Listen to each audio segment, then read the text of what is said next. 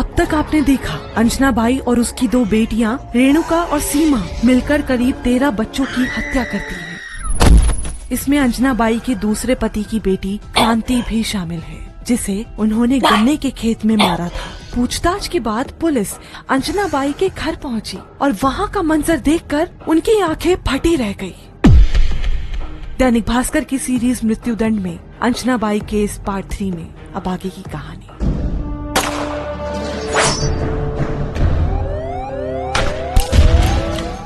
Anjana by के घर पहुंची पुलिस ने जब कमरा खोला तो देखा वहां दीवारों पर हर तरफ खून के धब्बे थे।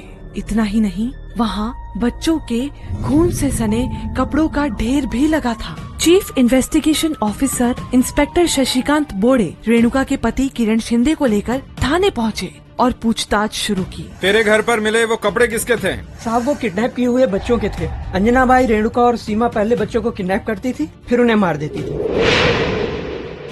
सुनते ही तुरंत शशिकांत बोड़े ने अपनी टीम से कहा, महाराष्ट्र में 1990 से 1996 के बीच अलग अलग थानों से गायब हुए या मर्डर किए गए बच्चों की लिस्ट निकालो। जांच की कमान अब सीआईडी ऑफिसर सुहास नाथ गौड़ा को सौंपी गई। जिन बच्चों की लावारिस लाश मिली थी उसे भी खंगाला जाने लगा। पुलिस ने किरण को गायब हुए बच्चों की लिस्ट और फोटो दिखाने शुरू किए। किरण पहले थोड़ा हिचकिचाया, फिर बताना शुरू किया। साहब, सब 1990 से शुरू हुआ था। अंजना बाई और उसकी दोनों बेटियों ने सबसे पहले कोल्हापुर से संतोष को उठाया, बस स्टैंड पर मारा और लाश विक्रम हाई स्कूल के पास फेंक दी।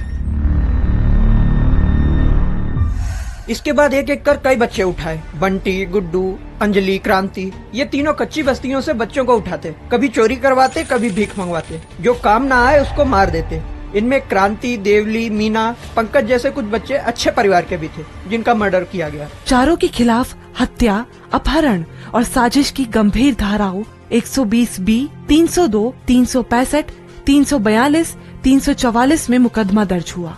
सीआईडी ऑफिसर सुहास नाथ गौड़ा ने 3 महीने में चार्जशीट फाइल कर दी। किरण का कम इन्वॉल्वमेंट होने की बात को देखते हुए उसे सरकारी गवाह बना दिया गया। अब पुलिस चारों को उन सभी जगहों पर ले गई जहां इन लोगों ने इन मासूमों की डेड बॉडीज को फेंका था। कुछ के तो कपड़े तक नहीं गले थे, चप्पलें भी पास ही पड़ी थी और एक बच्ची के कान की बाली भी मिली।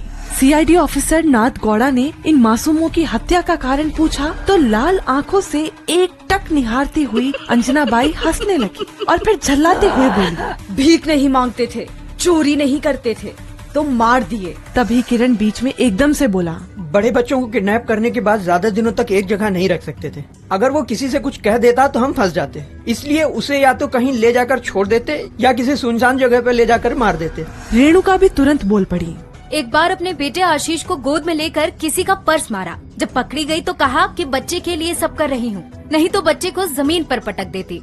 लोग तरस खाकर कहते। पूरा वीडियो देखने के लिए डाउनलोड करें दैनिक भास्कर ऐप।